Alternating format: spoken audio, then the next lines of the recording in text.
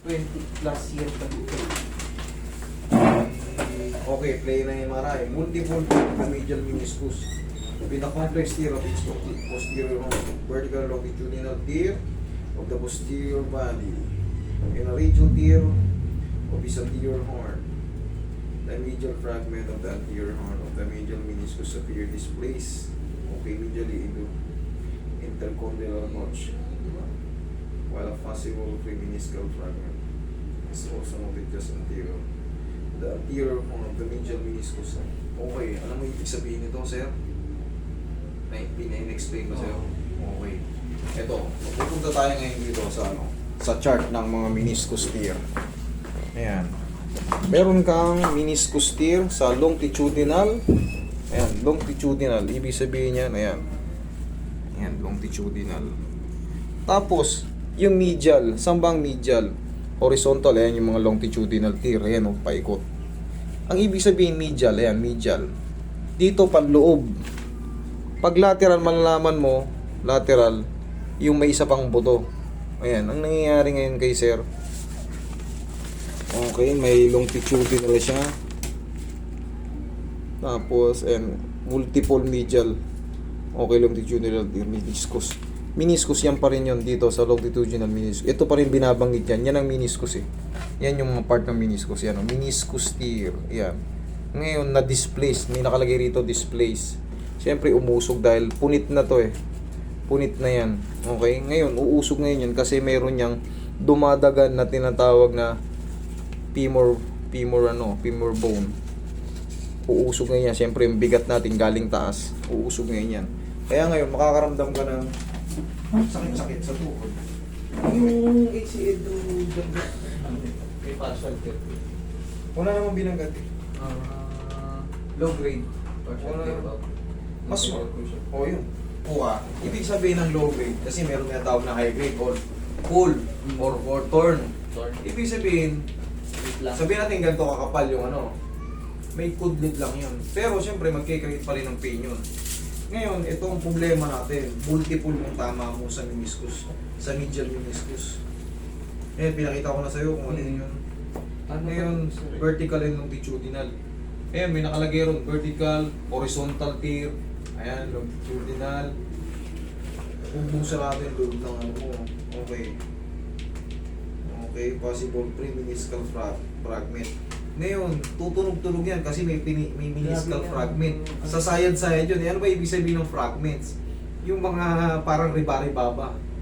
Kumbaga sa nag-welding ka, may parang may mga ribari-baba. Yun yung fragments. Yun yung fragments. Ngayon, hindi na mawawala yung gas. Katagalan, katulad yung bata ka pa, mauuwi yan sa osteoarthritis. Kasi, gumagaling naman yan. Gumagaling naman yan. Kaso talaga. Kaso taon na yan ha. Lately, ito. Kaya hindi talaga nakakagaling. Alam mo kung bakit? Nagkaroon ng displace. Sana yan. Eto. Anterior horn of the medial meniscus appears displaced medially into the intercondylar notch. Okay? Ngayon, pipitikin lang natin yan. Tapos, rehab. Ano yung ibig sabihin ng rehab? Palagi mo lang siya naka knee support kahit hindi masakit. Tapos, kahit pa paano, ibabike-bike mo lang ng paunti-unti. Doon nga ako sa bike talaga nawala eh. Yun, gano'n. Parang re-rehab mo lang. After nung Wala ka munang jump, wala ka munang running. confident ako na nag-basketball kaya after 4 months eh. Tingnan mo nangyari sa'yo, bugbog. Bugbog. Punit-punit yung ano mo, medial meniscus mo. Horizontal, vertical. Tapos syempre, yun nga, pag napupunit yung ano, umi-slide. Ganito kasi itsura ng ano eh, tuhod eh. Ayan o. Ito ganito itsura ng tuhod. May ibis. Yung mga hindi nakikita sa x-ray, kasi puro buto yan, di ba? Yan yung dito, banda dito na nakikita yung medial meniscus. Ngayon, lulubog ngayon yan. Yan yung sinasabi ng displace. Lulubog ngayon, hindi na magbabalance sa pagganyan. Lulubog ngayon yan kasi punit na. Ngayon, itutulak ko para makasingaw ulit yung ano. Hindi na ba nagre-regenerate? Nagre-regenerate yan, kaso Feel. Hindi na siya perfect. Hindi na siya perfect. Ngayon, ang gagawin mo dyan, ipagtitake ka ng mga collagen yan. Yung iba, pinatara ka na ano yan. Direct collagen. Tapos, steroids para mapatungan pa. Yun yung ibang ano. Pag sa hospital ka pumunta. Kasi marami nang pumunta yan dito. Iba, tinuturukan talaga. Tapos, pinagtitake ng mga vitamin ng collagen. Collagen yan. Ang pinaka-the best na collagen, alam niyo kung ano? Paano? Ano, yan talaga. Walang cholesterol yan. High pressure cooker nyo. Pressure cooker nyo para pag kinain nyo.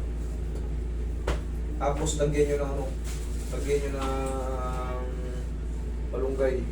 Pwede nyong iluto yan ng ano. Parang tinola style. Sige ka dyan. Naka-pressure cooker. Saan ba na ito? Kaliwa? Sige, straight ka lang.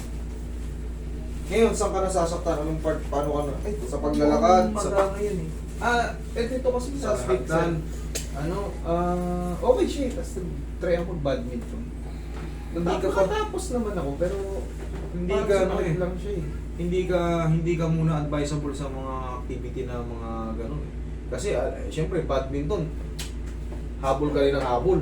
Ang laki ng weight gain ko nung hindi ako makapag-exercise.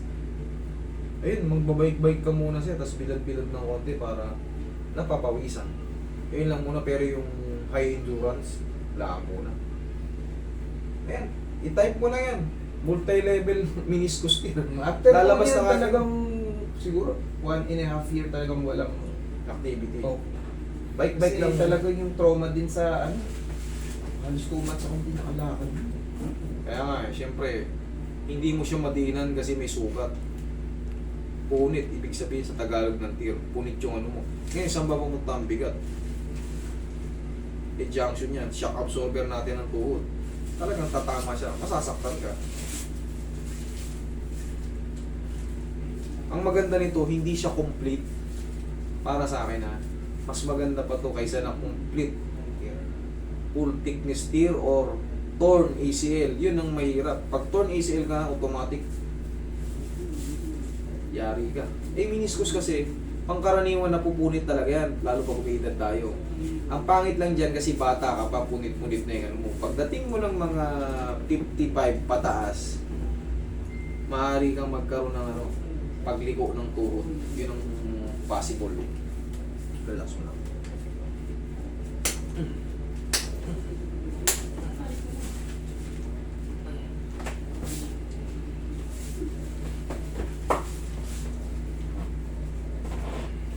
Yung displays na nga, ayusin natin dito.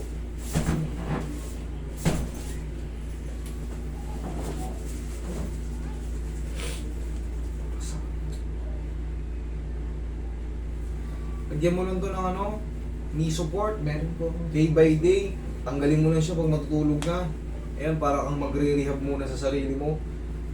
Mag-squat ka ng paunti-unti. Tapos, bike.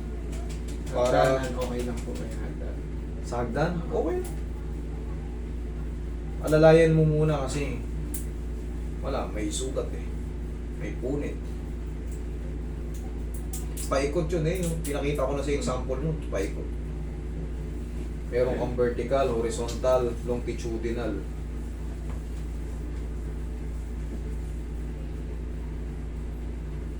Dito kahit pa paano hindi na tayo maliligaw. Tingnan mo yung chart doon, tsaka yung sinasabi ron, meron siyang example. Kaya mas mabilis maintindihan. Ngayon, sa ano na lang tayo, sa displays. Kasi normal yan na may sakit. Sakit-sakit ng konti. Kaya, pero pag ginrate mo yan siya, kahit pa paano, hindi ka kailangan kumakbang kasi merong gumagabay.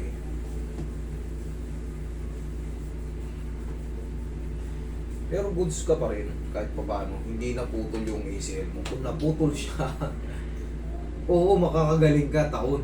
Pero never ka nang magkakaroon ng malakas talaga na impact yung talon. Feeling mo gumagano yung tuhod mo pag putol ng ACL.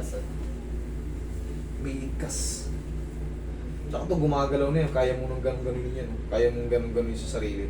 May mga pumunta niya nandito. Laki na masyado ng allowance. Yung iba naman, pag ginaganyan mo, sabaw na sabaw, gumagano.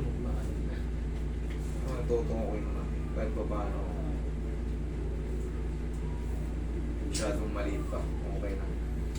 Ano lang yun yung mga, siyempre, napunit eh. Magkakaroon ng parang sabaw-sabaw yun. Yung pamamaga. Pero konti lang. Konting-konti lang. Gagaling dito. Pahinga mo lang to ng 3 to 4 months. Minimum 2 months. Minimum 2 months. Ano na yan? Makakabalik ka sa mga activity niya. Sabi ko nga po kahit balik. May balik na ng sport eh. Tapos pag may sumasakit siya, katulad yan, na-adjust ko na. Sipa nyo na yan, safe na yan. Tigas mo. Tigas mo. O, sipa mo. Sige. Hindi mo masipa. May trauma pa. Ako mag-ahata. Ay, wait na. Baliktad.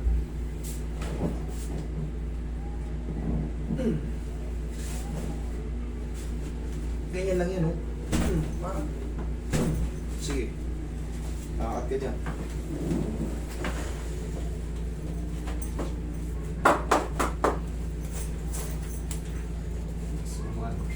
Kumana. Okay. I-relax mo lang yan, idol. Wala ka muna activity na ano. Wala, punit-punit na. Bata ka pa, marami ka pang gagawin ano. Rest lang ang sagot dyan. Rest. Na-adjust na yung ano, kaya gumaan yan. Na-adjust na yung tinatawag na displace. Rest mo lang, tapos bili ka ng e-sport. Meron ka na atang e-sport? Meron. Ayun lang. Okay? Okay. Wala mo na activity. Ha? Sige.